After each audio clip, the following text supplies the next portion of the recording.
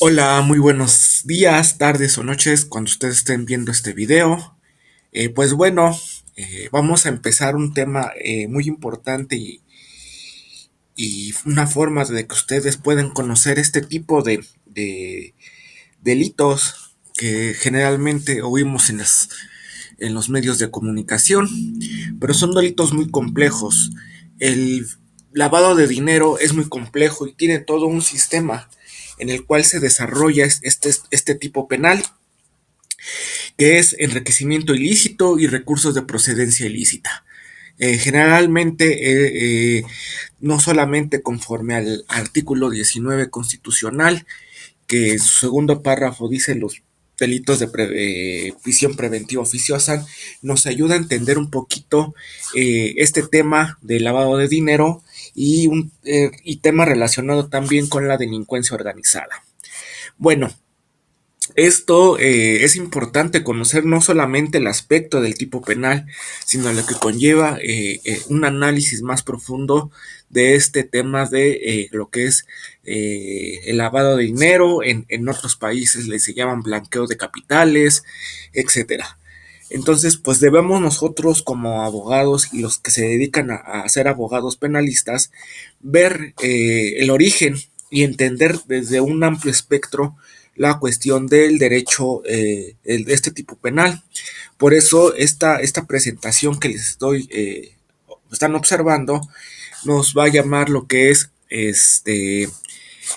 derecho bancario, sistema financiero. Hay que conocer nuestro sistema financiero, Secretaría de Hacienda y Crédito Público, Unidad de Inteligencia Financiera y lavado de dinero en sí.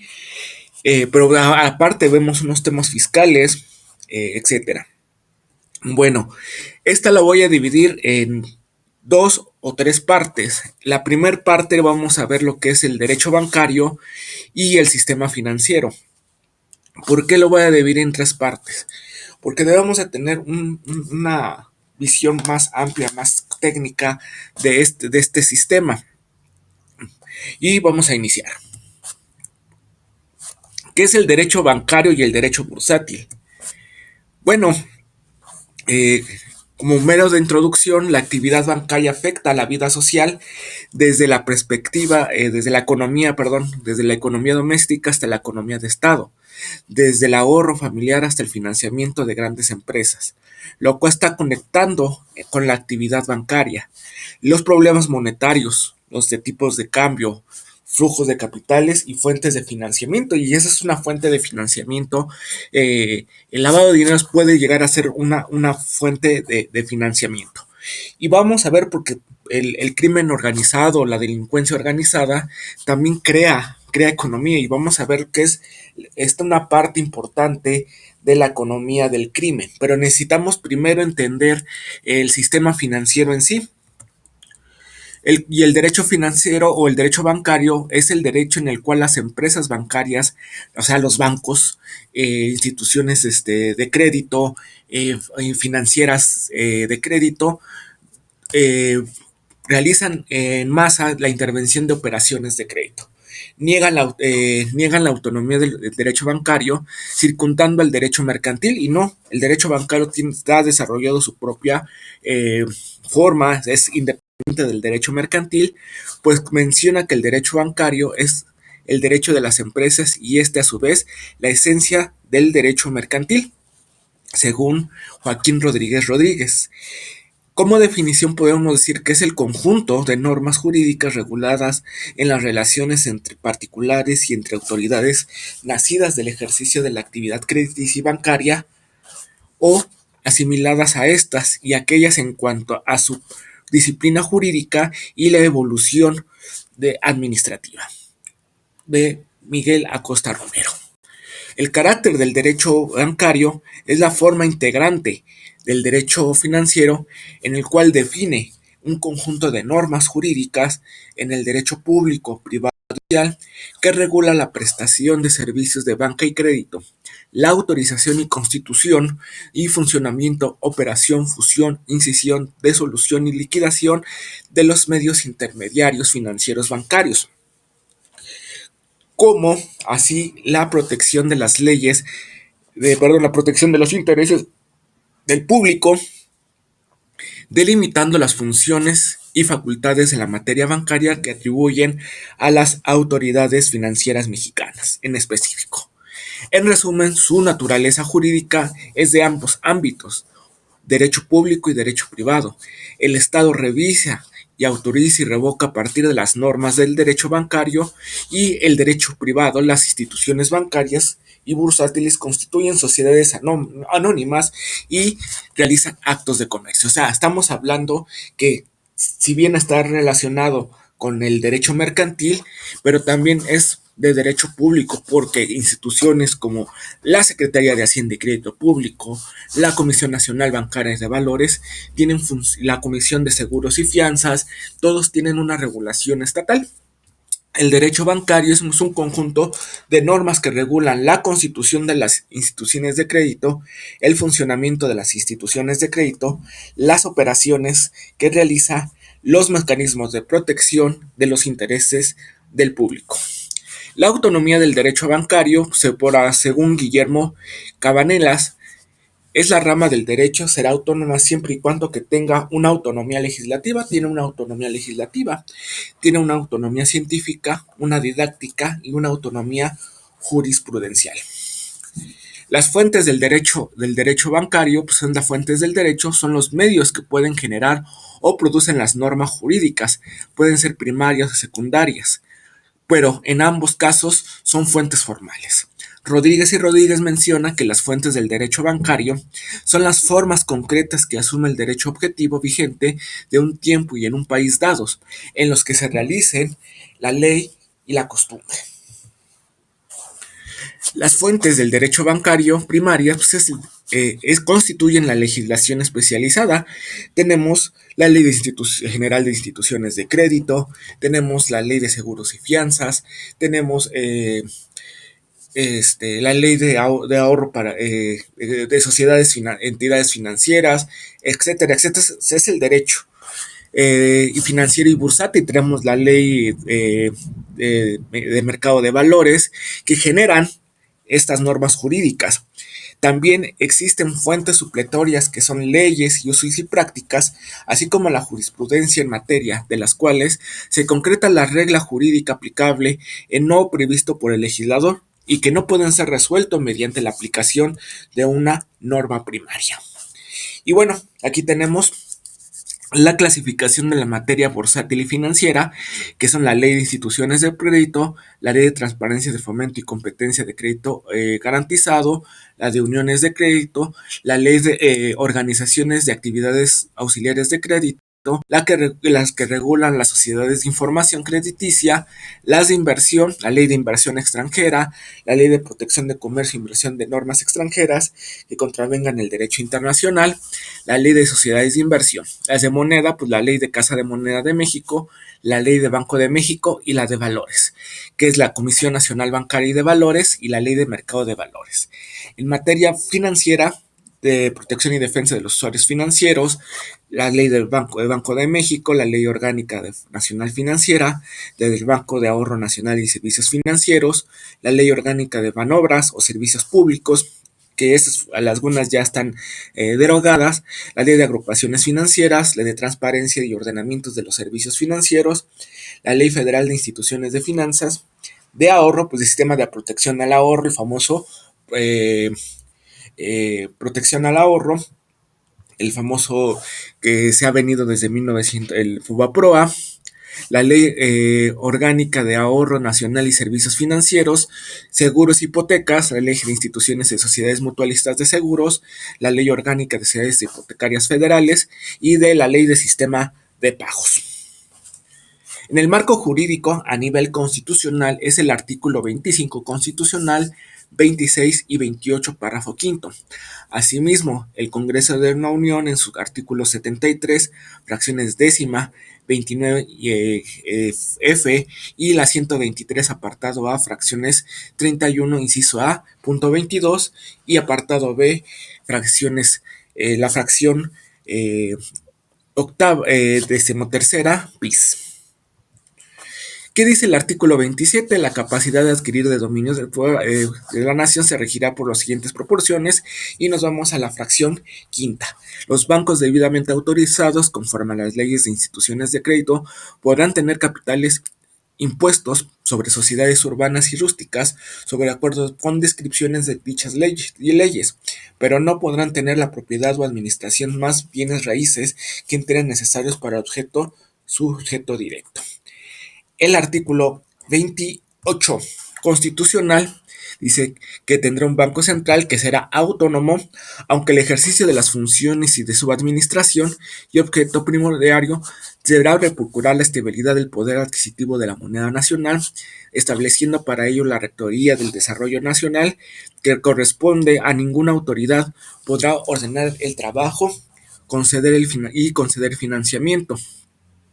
El Estado contará con un fideicomiso público determinado del Fondo Mexicano del Petróleo para la estabilización y el desarrollo, cuya institución fiduciaria será el Banco Central y tendrá por objeto, en términos que establezca la ley, recibir y administrar y distribuir los ingresos derivados de las asignaciones y contratos que se refiere el séptimo párrafo del artículo 27 de esta Constitución, con excepción de los impuestos.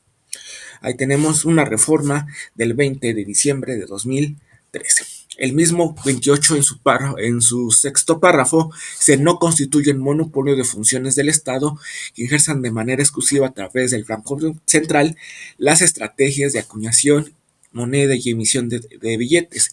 El Banco Central establecerá leyes y con la intervención que corresponda a las autoridades competentes regulará para así la intervención y servicios financieros, contando a través de las autoridades necesarias para llevar a cabo dicha regulación y promover su observancia. La conducción del Banco Central estará cargado por personas cuya asignación será hecha por el presidente de la República con la aprobación de la Cámara de Senadores o la Comisión Permanente. En su caso, desempeñarán su cargo en periodos que duración y esclarecimiento prevean el ejercicio mínimo de sus funciones, aún deben ser realizados por causa grave y no podrán en ningún otro empleo, cargo o comisión, con excepción de aquellos que actúen en representación del banco y de los remunerados en las asociaciones docentes, científicas y culturales o de beneficiarias. Las personas encargadas en la conducción del Banco Central tendrán que ser sujetas a juicio político conforme a lo dispuesto en el artículo 110 de esta Constitución. Y tenemos los antecedentes históricos de los sistemas bancarios. Bueno, viene desde Babilonia, empezando por Grecia y Roma, los mismos hebreos y la Edad Media. Principalmente en la Edad Media es cuando empieza a crearse el concepto de banca. Dentro de los antecedentes históricos, pues tenemos en 1270 la primera ley bancaria en Venecia, en Barcelona en el año 1401, del Monte de Barcelona, en 1407 el Banco de Venecia, en Génova establece el Banco de San Jorge en el año de 1409, ya en 1588 en el Banco de Rialto y en 1609 el Banco de Ámsterdam y en 1694 el primer Banco de Inglaterra. En breve, historia del sistema financiero, lo tenemos como lo vamos a ver un poquito más adelante. Inician desde 1864 en México se establece una sucursal del Banco Británico, del Bank London, en México, en el norte de Sudamérica. Luego nace el Banco de México en el año de 1895, pero ya para 1913 Victoriano Huerta impone préstamos a bancos, su gobierno recibe créditos de casi 564 mil millones de pesos de esa época. Ya en 1920, posteriormente, Venustiano Carranza ordena liquidar los bancos y comienza a inculcar reservas metálicas.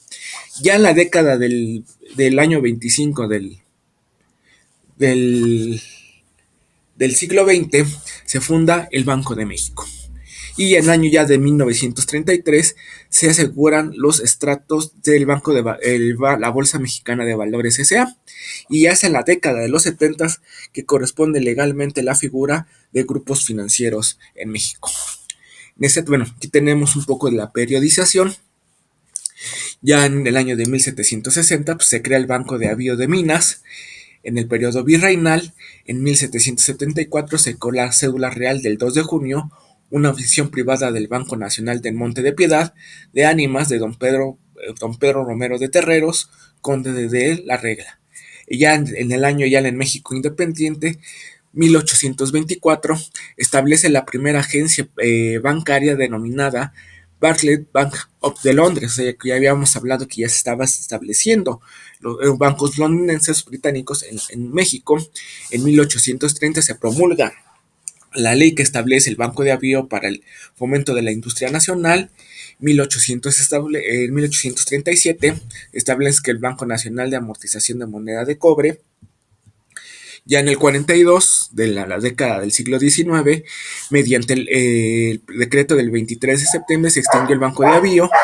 Ya en el 1849 se creó la Caja de Ahorro del Monte de Piedad, mientras que la institución financiera de capital mexicano fue creada con sanción gubernamental, y así hasta llegar a la época de 1883, que el Congreso realizó la facultad del Congreso de la Unión que dictara un nuevo código de comercio, y hizo en el 20 de abril de 1884, entrando en vigor el 20 de enero del mismo año. México, en los bancos de México a través de la época independiente, pues ahí tenemos la Casa Barclays de Londres, 1824, el Banco de Avío, el Nacional de Amortización de Moneda de Cobre, que ya hemos mencionado en la gráfica anterior. Famosos billetes antiguos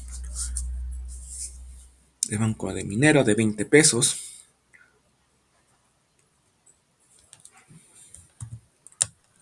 Banco de Jalisco de 50 pesos.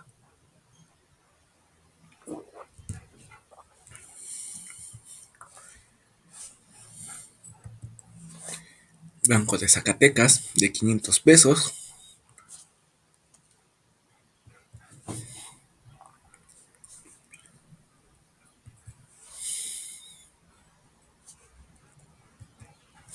Antecedentes del sistema bursátil en México. Bueno, ya en la década de la segunda parte del siglo XIX, en específico, en 1850, se presenta en México la primera negociación de títulos accionarios de empresas mineras. Pero hasta después de la restauración de la República, se promulga la ley reglamentaria de corretaje de valores.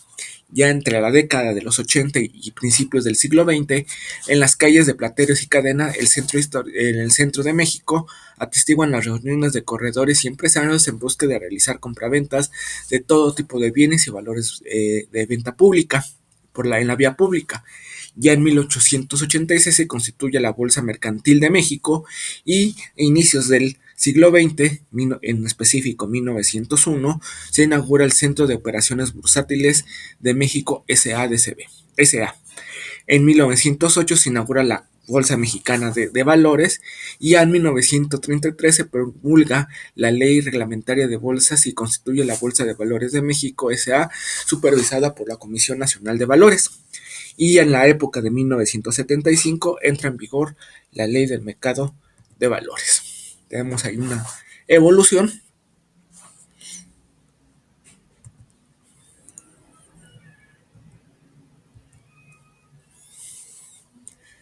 La Ley General en 1926, la Ley de Instituciones de Crédito y Establecimientos Bancarios. El presidente Plutarco Elías Calles, pues, es uno de los precursores de la banca nacional. En 1932 es la ley la ley de auxiliares de crédito.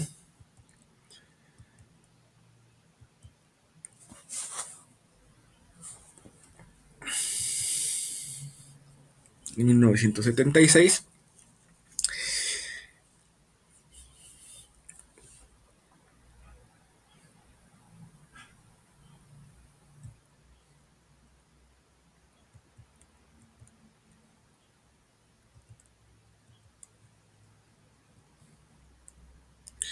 Y iniciamos con la unidad 2, que es el sistema bancario del sistema financiero. Pero bueno, ¿qué es un sistema financiero y qué es el sistema financiero mexicano? Es el conjunto de personas y organizaciones, tanto públicas como privadas, por medio de las cuales se captan administran, regula y dirigen los recursos financieros que negocian entre los diversos agentes económicos dentro del marco de la legislación correspondiente. ¿Por qué es importante un sistema financiero en la economía de un país? Pues la importancia de un sistema financiero pues radica en la captación de recursos económicos para tener a la disposición de otras empresas o instituciones gubernamentales que requieren para invertirlo. Estas últimas harán negocios y devolverán el dinero obteniendo además de una cantidad extra que llama de rendimiento en cada una por el pago por cualquier que genera una actividad en la cual el capital es el motor principal del movimiento del sistema.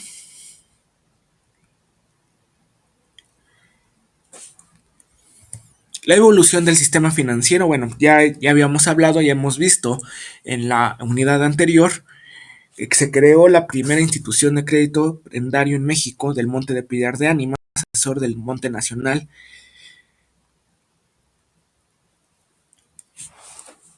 Eh, y en 1849 se dio la crisis de la Caja de Ahorros del Nacional Monte de Piedad. Pero es hasta 1897 que se expidió la primera Ley General de Instituciones de Crédito.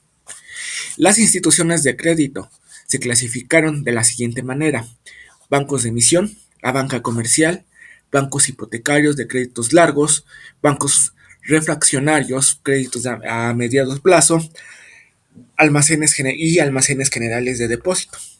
En 1895 se inauguró la Bolsa de México S.A., o sea, la primera bolsa mexicana de valores, o la Bolsa de México de valores, pero en 1925 existían 25 bancos de emisión, 3 hipotecarios y 7 refaccionarios y la Bolsa Mexicana. A partir de 1931 se ofrece en el Banco de México y funcionó como el único banco de emisión de billetes y controló el circulante y empezó a operar como banca central. En 1975 el sistema financiero mexicano en ese momento operaba de la siguiente manera. La Secretaría de Hacienda era la máxima autoridad en sus funciones a través de la Subsecretaría de Crédito Público y del Banco de México. La Comisión Nacional Bancaria y de Seguros era encargada de vigilar las instituciones de crédito y seguro. La Comisión Nacional de Valores vigilaba la actividad bursátil. La agrupación institucional, las instituciones y organizaciones auxiliares nacionales de crédito, las instituciones privadas de crédito y las organizaciones privadas de crédito. Ya en 1976, la banca dejó de ser especializada, convirtiéndose en banca múltiple.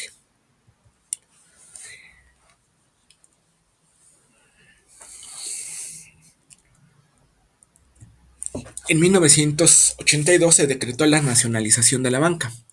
En 1983 se publicó la Ley Reglamentaria de Servicio Público de Banca y Crédito. Entre 1982 y 1988, la estructura básica del sistema financiero mexicano no varió, solo cambió de propietarios, o sea, hubo una privatización a partir de la entrada al gobierno del presidente Carlos Salinas de Gortari. Pero ya en 1984 se separó las sociedades nacionales de crédito en instituciones de banca múltiple e instituciones de banca de desarrollo. En los años 90 se modificaron los artículos 28 y 123 que ampliaban la participación de los sectores privado y social en el capital de bancos. En 1991 se legalizan las asociaciones de ahorro y préstamo, las cajas de ahorro, y en 1993 surgen sociedades financieras de objeto limitado, las SOFOLES, que es encargada de la autonomía del Banco de México.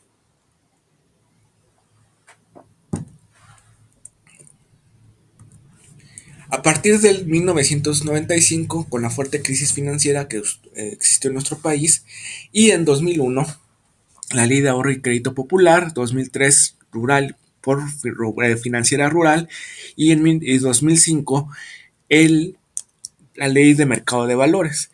En 2008 se sustituyó al Banco Nacional de Crédito Exterior por ProMéxico. Actualmente el 90% bancario está en manos de extranjeros, en el cual el 100% mexicano es el que queda, es Banorte. La siguiente línea del tiempo puede resumirse en la evolución histórica de la banca en México. La banca especializada en 76, la banca múltiple, en 82 la nacionalización de la banca, en 91 la reprivatización de la banca y la creación de grupos financieros, y en 95 la extranjerización de la banca. Bueno, entonces podemos decir que se puede definir como un conjunto de organismos y instituciones que captan y administran y canalizan la inversión, el ahorro dentro del marco legal que corresponde en el territorio nacional. Eso podemos definir que el sistema. ¿Cuál es la dependencia gubernamental? Pues bueno, la Secretaría de Hacienda y Crédito Público es una dependencia gubernamental centralizada integrante del Poder Ejecutivo, cuyo titular es designado por el presidente de la República. Tiene una función orientada de obtener recursos monetarios de diversas fuentes para financiar el desarrollo del país.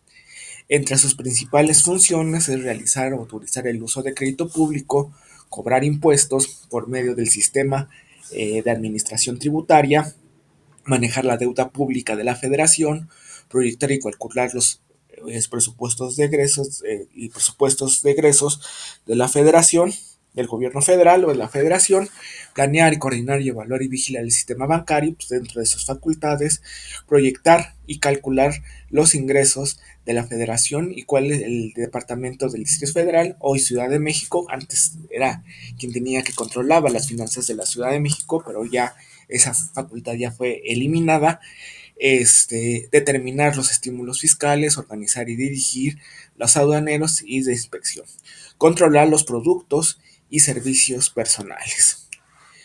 Está constituido, se subdivide en la Secretaría de Hacienda y Crédito Público, en la Subsecretaría de Ingresos, de Egresos, Procuraduría Fiscal, la Tesorería de la Federación y la Administración Tributaria, SAT, Servicio de Administración Tributaria.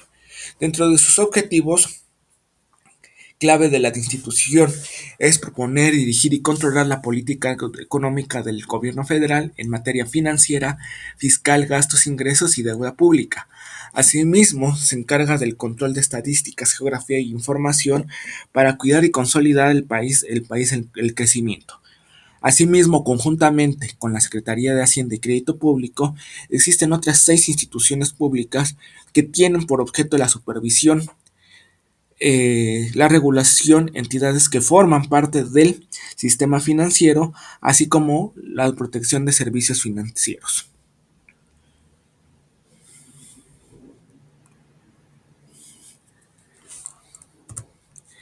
Ya vimos que es el Banco de México, pues es el Banco Central del Estado mexicano, que constitucionalmente es autónomo en sus funciones y administración, cuya finalidad principal es promover en moneda nacional, la economía en la moneda nacional, tendientes por objetivo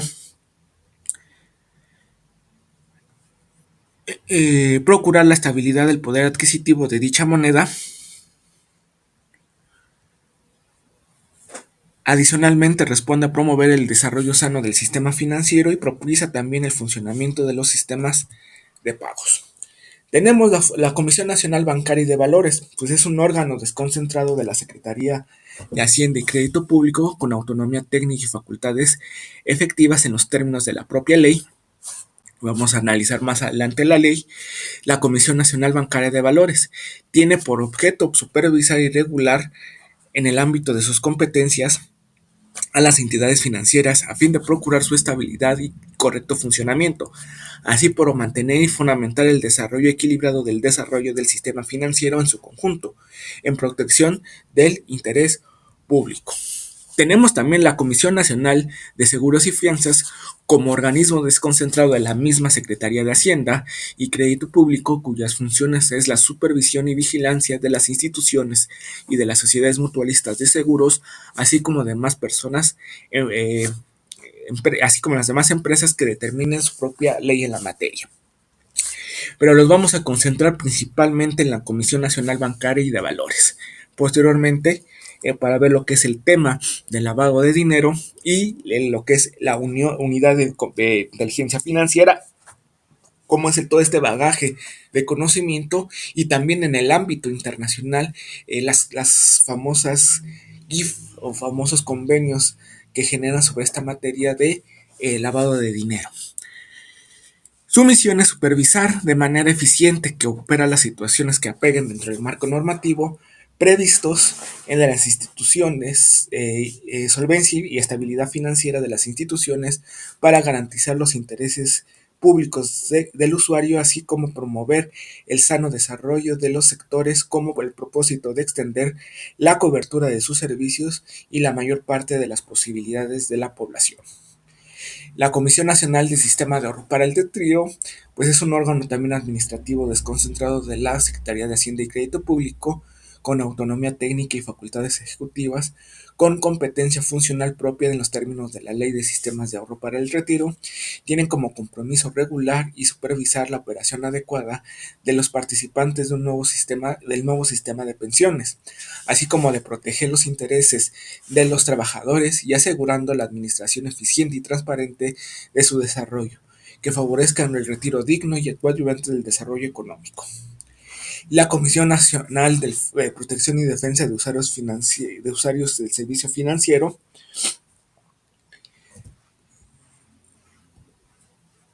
es un órgano público desconcentrado cuyo objeto es promover, asesorar y proteger a las personas que utilizan y controlan un producto o servicio financiero establecido por las instituciones financieras que cooperen en el sistema en el territorio nacional, así como también crear y fomentar la cultura entre los usuarios de una cultura adecuada de las operaciones y servicios financieros. El Instituto Nacional de Protección al Ahorro Bancario, su misión es garantizar los depósitos bancarios, principalmente de pequeños y medianos ahorradores, y sobre el posible costo posible de los bancos con problemas de solvencia. Constituye la estabilidad del sistema bancario y salvaguarda un sistema nacional de pagos.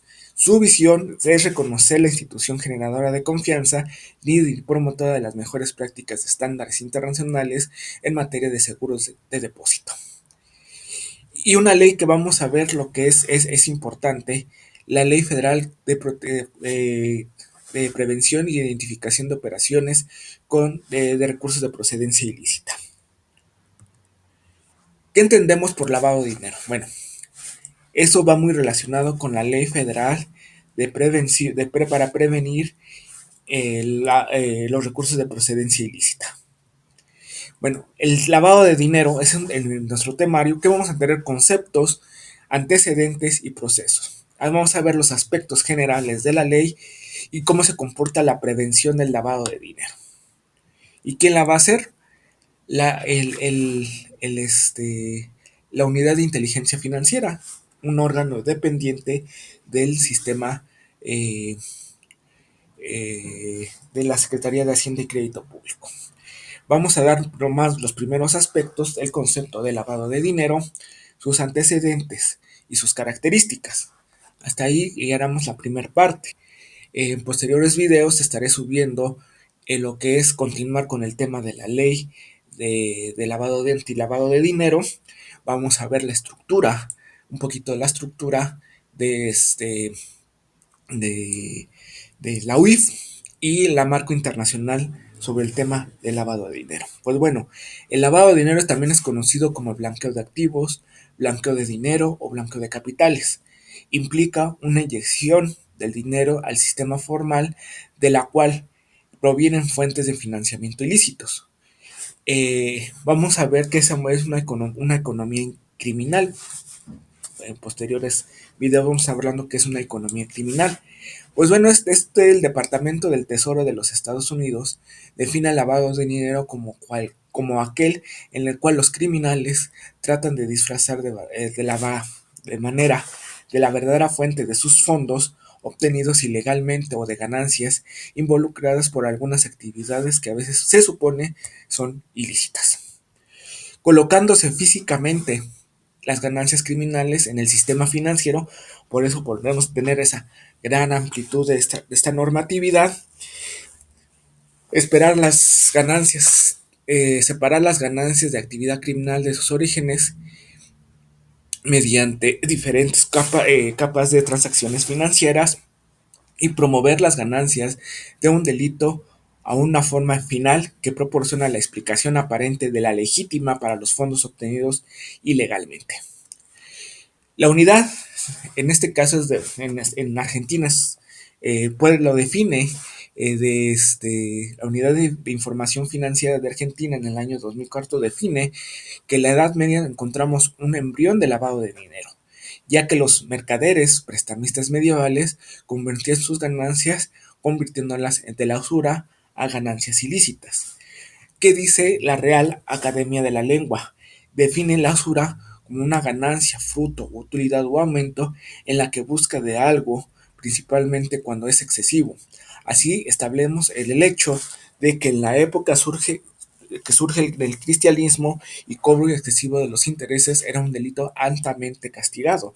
Bueno, ya tenemos un antecedente que esta usura o esta ganancia ilícita que hacían los mercaderes y prestamistas medievales, pues ya la Iglesia católica romana, ya desde esos tiempos lo consideraba como un delito, ¿no? El cobro excesivo de intereses era un delito altamente castigado, pero no era coercitivo, sino era moralmente castigado. Los culpables del delito de usura, además de las penas corporales, se aplicaban castigos espirituales, como pueden suplantar en la Tierra Santa la excomunión, bueno, poder sepultar en la Tierra Santa, que en los sepulcros, los cementerios, controlados anteriormente por la Iglesia, la excomunión, la obligación de resistir los bienes ilícitos. A pesar de estas medidas, los banqueros, prestamistas y comerciantes empezaron a implementar para no haberse afectados tales leyes, ocurriendo de la falsificación de documentos como otras el cambio de convenios de donación o en otros casos a incrementar la realidad en lo que indicaban de los cobros, que los cobros, conforme pasó los años y llegando a la edad contemporánea, el delito de lavado de dinero retornó mayor importancia y logró enfocar a la atención de gobiernos y en la sociedad general. ¿Qué es el término lavado de dineros? Pues se convierte o se compensó a utilizarse en los Estados Unidos alrededor de los años de 1920. La mafia, tratando de esconder su producto de sus actividades ilícitas y en especial de contrabando de las bebidas alcohólicas,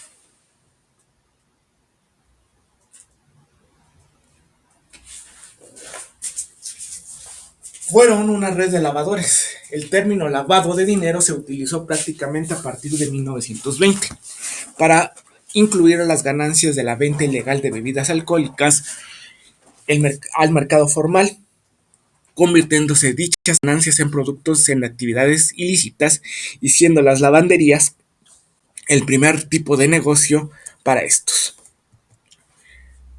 El término de blanqueo de capitales fue acuñado a principios del siglo XX, vinculando las actividades de Al Capone, famoso gángster de Chicago, ya que utilizaba su negocio de lavado de dinero extinguiendo, limpiando textiles, entintando textiles. El primer intento de regular estas operaciones tuvo lugar en los años 70 en los Estados Unidos, con la finalidad de obtener reportes por parte de las instituciones financieras que consistieron en un documento que estaba obligado a generar a cualquier institución en el que debiera señalar si su cliente ha realizado alguna operación financiera que la propia regulación ilegal califique relevante, inusual o preocupantemente textiles. En aquellos años, la operación relevante era de $10,000 en efectivo. Una operación inusual no se acorda al comportamiento financieramente hablando. El cliente y la operación preocupante es aquella en que se encuentra involucrado un empleado o un funcionario. El lavado de dinero comenzó como algo tan simple como utilizar el dinero proveniente de los actos ilícitos del narcotráfico para fines supuestamente lícitos, marcando así como inicio de mayor utilización de fondos provenientes de actividades ilegales, muchas antes de que existiera una regulación. El blanqueo de activos no solamente es agregar dinero obtenido del narcotráfico a la economía formal. Actualmente el lavado de dinero incluye un amplio esquema de actividades en las que desde la delincuencia organizada a menor escala, fraudes financieros, delitos de defraudación fiscal, entre otras, el punto de partida para la legislación es identificación de operaciones que se asemejen a un esquema amplio del intercambio de información.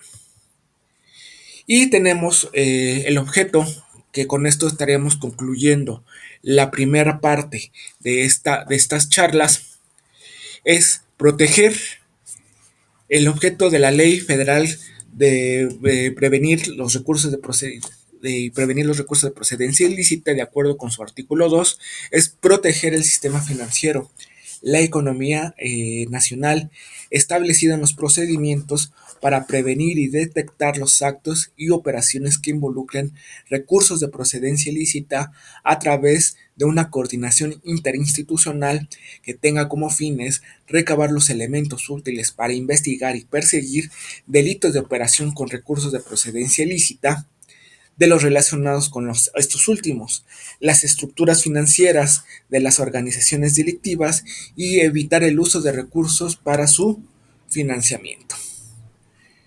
Y bueno, vamos a ver un poquito del antecedente y con esto ya terminaremos, vuelvo a repetir, la primera parte. Posteriormente, a partir de esa primera parte, vamos a ver lo que es una economía criminal, cómo es la estructura de una economía criminal. La ley federal para prevenir e identificar recursos de procedencia ilícita marca las pautas para la prevención e identificación de actividades que, de acuerdo con la misma, son actividades más utilizadas para el delito de lavado de dinero en el país. Las operaciones no son consideradas como actividades vulnerables, son consideradas como actividades vulnerables y pueden ser informadas por instituciones del sistema financiero, personas físicas o personas morales. De acuerdo con la estructura de la ley, en su artículo 3 se definen los principales conceptos de utilidad para la mejor comprensión de la ley. A su vez, son disposiciones de carácter general para el cumplimiento de las leyes de tipo fiscal. Digo, esto no solamente es un delito financiero, puede ser un delito fiscal. Acordémonos que el artículo 2 de la Ley Federal contra la Delincuencia Organizada tipifica todo este tipo de delitos: enriquecimiento ilícito, recursos de procedencia ilícita, contrabando, defraudación fiscal, o sea, entremezcla delitos financieros con delitos fiscales. Este antecedente, al mencionar las leyes supletorias, cuando no exista una ley alguna, pues se va a remitir y se aplicarán conforme a su naturaleza y de forma supletorias las disposiciones del Código de Comercio, el Código Civil Federal, la Ley de Procedimiento Administrativo, la Ley Federal de Transparencia y Acceso a la Información Pública Gubernamental y la Ley Federal de Protección de Datos Personales en posesión de particulares. Pues vamos a dejarlos hasta este momento. A partir del, vuelvo a repetir, vamos a definir qué es una economía criminal, cómo se estructura una economía criminal, y a partir de entonces empezamos a ver este análisis de la ley federal contra la delincuencia organizada.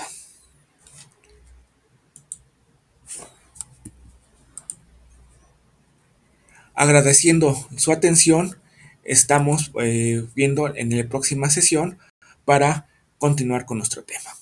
Que tengan muy buen día, muy buena tarde, muy buena noche cuando nos estén observando. Hasta luego.